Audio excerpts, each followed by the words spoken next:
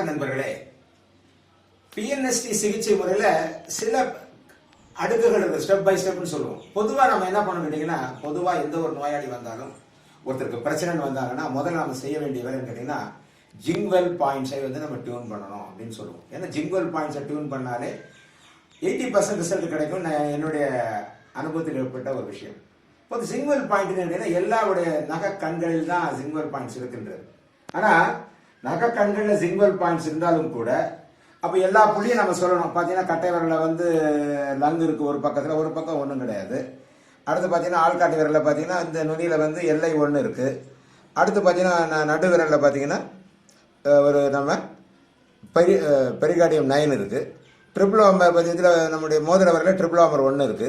சுட்டு விரல்ல ஸ்மால் இன்டெஸ்டைனும் இருக்கு, கிட்னியும் இருக்கு. இது பொதுவாக இருக்கக்கூடியது. இது எப்படி நம்ம டியூன் பண்ண போறோம் அப்படின்னு பார்த்தீங்கன்னா, பொதுவாக ஜிங்வெல்ல டியூன் பண்றதுக்கு பார்த்தீங்கன்னா 2 நகைக்கண் ஓரங்களையுமே நம்ம பண்ணணும்.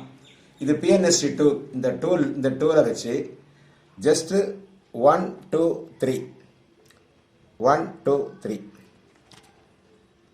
1 2 3 1 2 3 1 2 3 1 2 3 1 2 3 1 2 3 1 2 3 1 2 3 இந்த மாதிரி 3 தான். அதுக்கு மேல பிரிக்லிங்கே பண்ணக்கூடாது.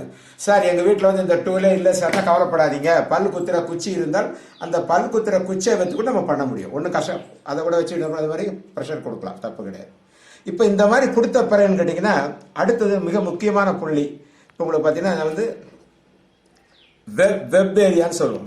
இந்த வெப் ஏரியாவில் ரெண்டு இதுக்கு நடுவில் உள்ள இந்த இடத்த 1 2 3. அடுத்து இந்த வெப் ஏரியா 1 2 3. அடுத்து இந்த வெப் ஏரியா 1 2 3. அடுத்து உள்ள பார்த்தீங்கன்னா இந்த ஏரியா 1 2 3.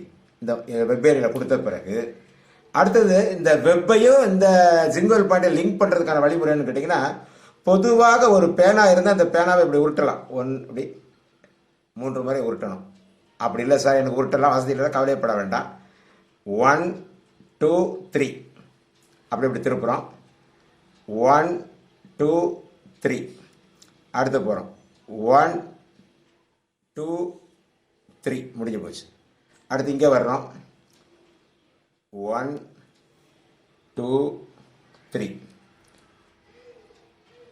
1 2 3.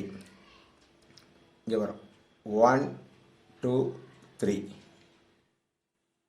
1 2 3 1 2 3 1 2 3 1 2 3. இதுதான் நம்ம ஜிங்வெல்ல பிரஸ் பண்ண பிறகு இதை பண்ண வேண்டும். இது கையில் பண்ணக்கூடிய ஜிங்வெல் பாயிண்ட்ஸ் இன் ஹேண்ட். இந்த சிகிச்சை கொடுத்துட்டாலே கிட்டத்தட்ட 50% வெற்றி உங்களுக்கு கிடைக்கும் என்பதை நீங்கள் புரிந்து கொள்ள வேண்டும். ரொம்ப எளிமையான ஒரு முறை. அடுத்த காலில் எப்படி ஜிங்வெல் பாயிண்ட் பார்க்குறோங்கிறது அடுத்த காணொலியில் பார்ப்போம். நன்றி, வணக்கம்.